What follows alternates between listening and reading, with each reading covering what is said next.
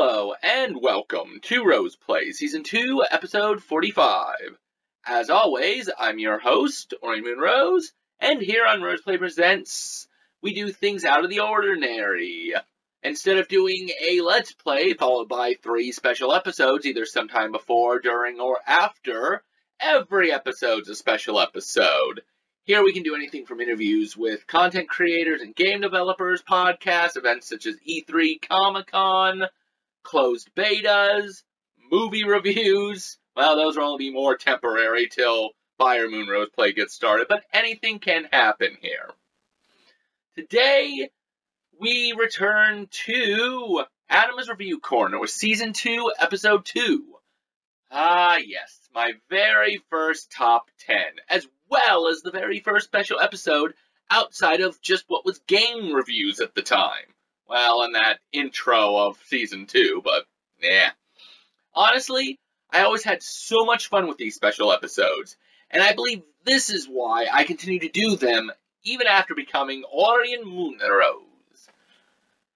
Though, after watching these all again over the last few weeks, especially now getting into what I consider the good season, it really makes me miss the Connect Fun Labs and wish it was still around. Now, with every episode that continues to play after this because of the fact that there was a year difference-ish, and they took longer and longer to produce, I continued to be lower with my views, hitting it roughly 50 views, but it did have 4 likes and no dislikes, so people either really enjoyed this or no one really watched it. I'm gonna go with the latter. So, with that out of the way, let's go ahead and bring it back to now Game Avatar Atama and my review of the top 10 best NES games. Enjoy!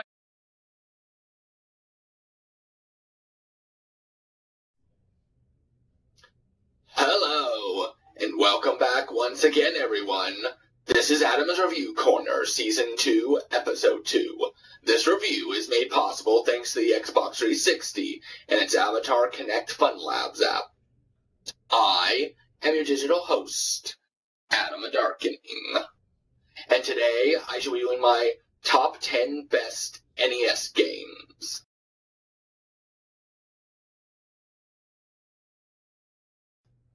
Go Noid, which was released by Capcom and featured the Domino's mascot out to defeat and save pizza from his evil doppelganger, Mr. Green.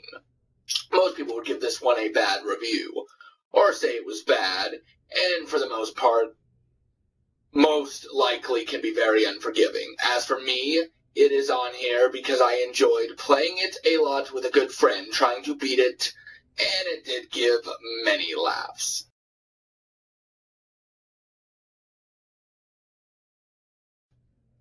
Ghostbusters 2.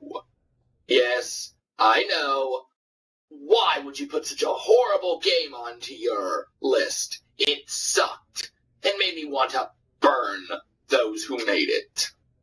But all I've got to come back with is, did you play number 1?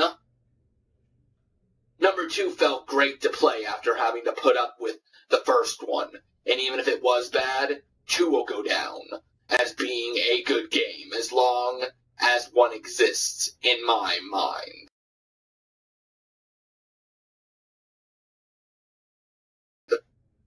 Gremlins 2, The New Batch, which was released by Sunsoft and featured most everyone's favorite little hero, Gizmo. Now, yes, I've noticed most of my best personal top 10 games have been movies, but back then there were a lot of them, more than today. But I was young when I played this one, and when you get to play as Rambo Gizmo, it just makes the game awesome. At least it did for me.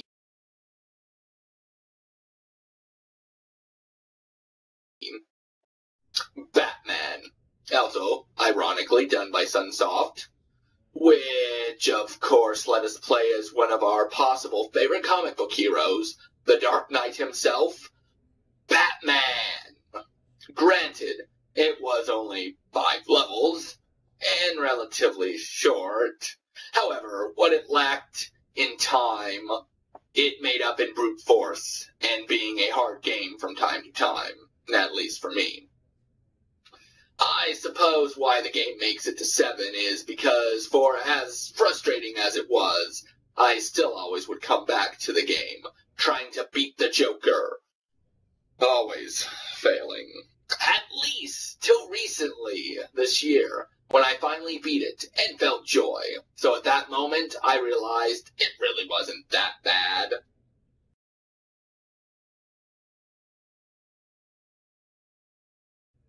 The Guardian Legend.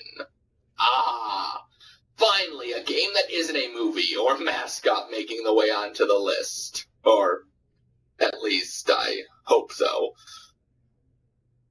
Anyway, this game is actually a sequel to another game called Gartic for the MSX.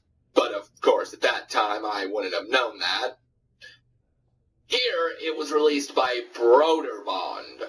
It featured both an action-adventure and space shooter, which, for its time at least, for me, was a unique prospect that gave much enjoyment and variety. In this game, you played as a female who was sent as a guardian to protect the Earth from a planet, or something similarly shaped, and infiltrated, setting off the self-destruct sequence. In general, this game was a great mix of two different elements that kept me playing. And even though the title may have been forgotten by people, or hardly anyone played it, this would be a good game, in my opinion, to try and find and give it a shot.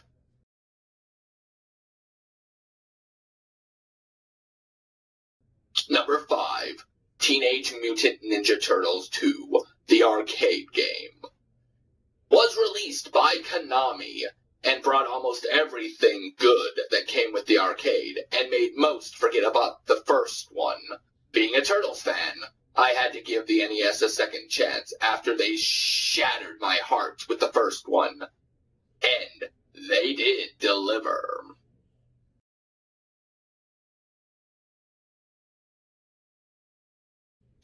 Bucky O'Hare, which was done by Konami and featured the adventures of a comic book and, for a bit, TV show character and his crew of mammals in a parallel universe, fighting for freedom against the sinister Toads. I know this game gets a lot of slack as being bad or hard as well, but I was a big fan of the comic, and even the series, especially back when I was a child and played this. And any game, at least for me, was always fun when you had someone there to joke or play serious with. And the game allowed up to 4 players at once, so even if it was bad, it was bad with friends.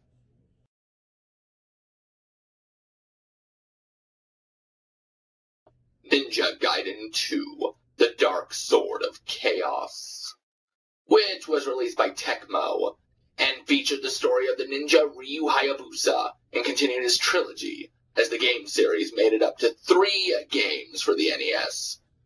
For me, the second game in the series was the best, however, with its stronger story, difficulty level that most hardcore NES players enjoyed back then, and just for the fact that at the time, it was the only Ninja Gaiden game I could beat on the NES.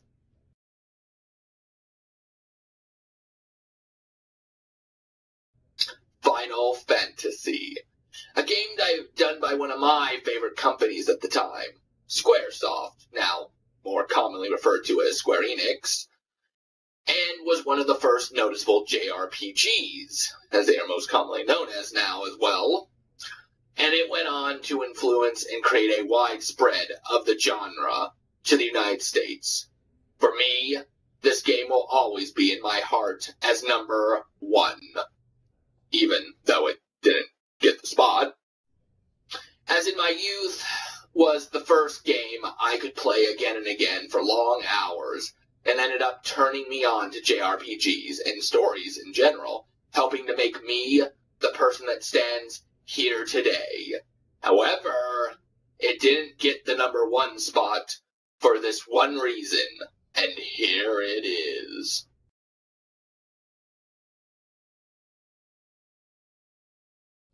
Super Mario Bros. 1. Yep, most everyone who had an NES started with this game.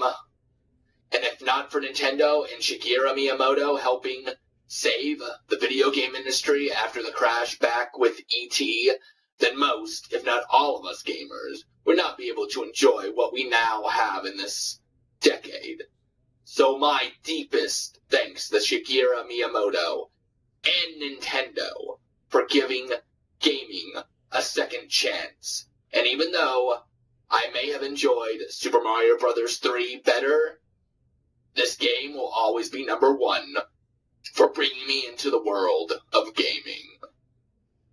So until next time, come back to Atama's Review Corner, Season 2, Episode 3, for the review of Alan Wake.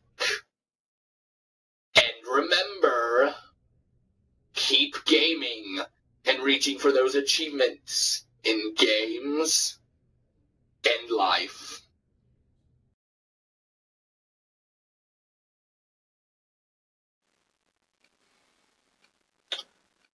Now, see, my original plans were to play all of the top 10 best NES games that were on that Atama's Review Corner.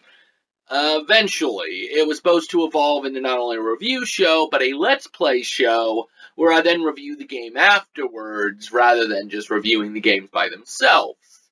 At some point it was. It did get the top 10, but that's for the last season, and, well, as you see, it evolved into what we have now in Rose Play. Mostly, I wanted to do it for you guys, the audience at the time. I wanted to show off just how good these games were, at least in my opinion. Maybe get people to see games that they didn't know about before, or just enjoy a game with me. It's still unfortunate what ended up in the series to help end the run of Atama's Review Corner, though. At least unless y'all like and enjoy it enough to revive the series into Rose Play Presents, which is where I'd be planning to bring Atama's Review Corner back. However, there's no Connect Fun Lab, so it would have to be a little different due to having to change the format. I do have some ideas on how to bring Atama's Review Corner back. But again, this is only if you guys really enjoy this series and would actually like to see it come back. And it would be a story-based show. There would be story to it, though with the ideas I have, I'm not quite sure how it would work, but I do have a few ideas.